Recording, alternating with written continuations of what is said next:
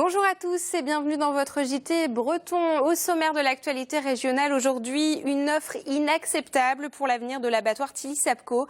Un seul repreneur s'est fait connaître ce mardi et l'avenir est de plus en plus incertain pour le site.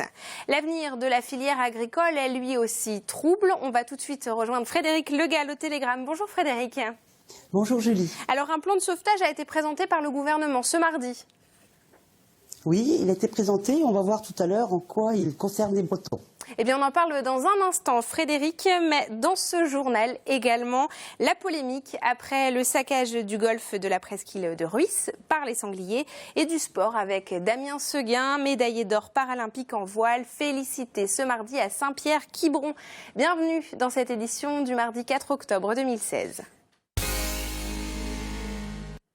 L'avenir de l'abattoir Tilly-Sapco à Guerlesquin dans le Finistère est de plus en plus sombre. L'entreprise est en redressement judiciaire depuis le mois de juillet. Les repreneurs avaient jusqu'à ce mardi pour présenter leurs offres. LDC Bretagne est la seule entreprise à avoir déposé un projet de reprise et celui-ci est jugé inacceptable par les salariés. 8 personnes seulement seraient reprises sur le site de Saint-Agathon, près de Guingamp. 42 autres salariés pourraient être reclassés, mais sur d'autres sites. L'entreprise emploie actuellement près de 200 personnes. Le tribunal a accordé un délai supplémentaire pour le dépôt d'offres. Nouvelle échéance le 17 octobre. Et on parle agriculture à présent. Un plan a été présenté ce matin par le gouvernement et on en parle tout de suite avec Frédéric Legall. Alors Frédéric, en quoi la Bretagne est-elle concernée par ce plan ? À vrai dire, ce plan s'adresse d'abord aux céréaliers, avant tout aux céréaliers, mais les mesures présentées ce matin concernent aussi les agriculteurs en général, parce que, notamment en matière d'endettement, parce qu'on sait qu'ils avaient beaucoup souffert de problèmes d'endettement. Et ce plan prévoit aussi d'accompagner les agriculteurs qui souhaiteraient quitter le métier. Voilà. Et donc, en fait, les producteurs de lait ont déjà eu leur plan de soutien.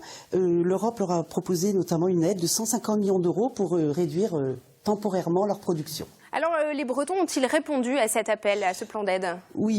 Oui, ils sont 2400 en fait à avoir répondu à cet appel et on s'y attendait en fait parce que la production laitière était déjà en baisse avant la mise en place de cette aide. Du fait de la baisse du prix du lait, en fait les agriculteurs avaient abattu beaucoup de vaches laitières, donc ils ont moins produit de lait. Il y avait aussi des problèmes de fourrage, ça en France, il y a eu des graves problèmes de sécheresse. Donc cette aide en quelque sorte est une aubaine. Alors quelles sont les perspectives du marché laitier ? Alors le marché se redresse, en fait il n'y a plus de surproduction. Les prix du beurre et de la poudre de lait, qui sont des bons indicateurs, sont en train de remonter de manière assez importante. Et il reste à savoir quand cette embellie du marché va profiter aux producteurs de lait. La balle est dans le camp des distributeurs également, puisque la question est de savoir s'ils vont accepter les hausses de prix que les laiteries leur proposeront au moment des négociations qui auront lieu en février-mars 2017. Merci beaucoup Frédéric pour toutes ces explications. En bref, après Castres, c'est Plouguerneau dans le Finistère qui fait l'objet d'une procédure engagée par N10, l'ex-ERDF, devant le tribunal administratif.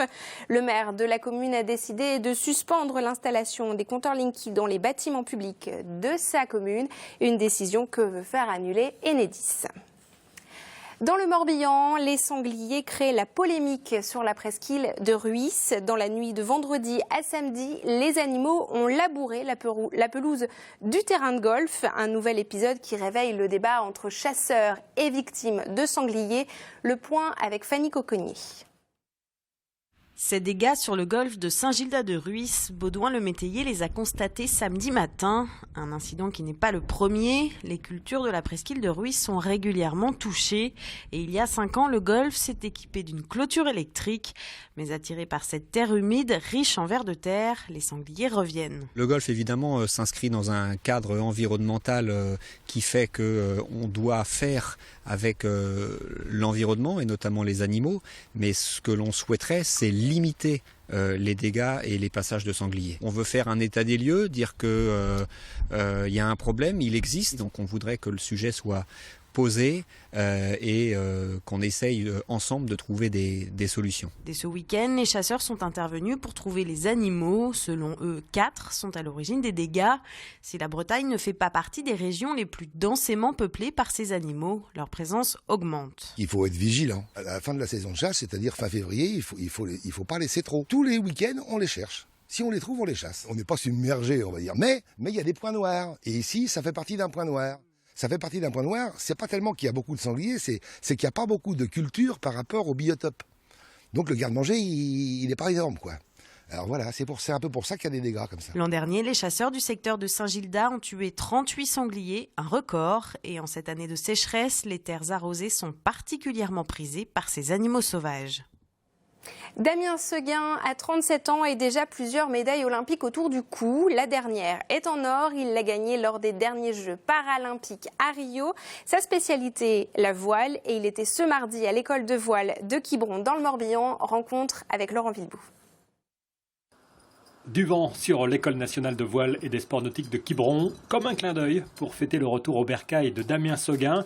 Le récent médaillé d'or aux Jeux paralympiques de Rio en 2,40 a fait toutes ses armes dans la presqu'île. Ouais, c'est vrai que le retour de Rio et voilà, avec une médaille, c'est quelque chose d'extraordinaire. Et puis d'être là dans mon centre d'entraînement que je fréquente depuis, depuis bien longtemps maintenant. Je suis arrivé en 98, donc forcément j'ai grandi ici, j'ai partagé énormément de choses avec les entraîneurs, avec tout le personnel de l'ENV. Donc voilà, c'est un moment de communion, on avait envie de fêter ça ensemble et je suis content que tout le monde soit présent.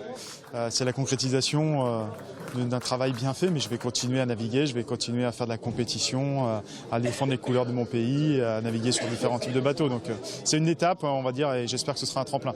Après 4 Olympiades, couronné de 2 médailles d'or et 1 d'argent, Damien Seguin a un nouvel objectif, être le premier handi à prendre le départ du Vendée Globe. Il espère y être en 2020. Moi j'ai envie de me lancer là-dedans, j'ai déjà fait plusieurs trains atlantiques, 2 routes du Rhum, donc voilà, c'est dans la continuité de ce que j'ai entrepris depuis pas mal d'années. Après il faut des partenaires, des sponsors qui croient en moi, en mon aventure et voilà, aujourd'hui c'est mon challenge. J'ai une belle carte de visite, c'est un encouragement pour l'avenir on va dire et voilà, j'espère concrétiser ça. Les gros monocoques, Damien Seguin connaît. En 2011, il finissait 2e de la Transat Jacques Vabre en classe 40 avec Johan Richaume.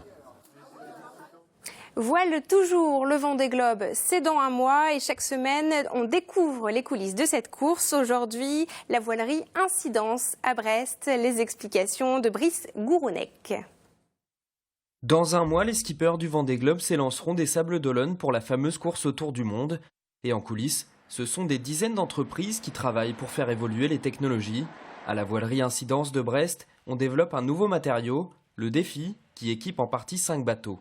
Cette innovation consiste à étaler des fibres de différentes compositions sur une voile de façon en fait à répartir les efforts dans la voile de façon optimale.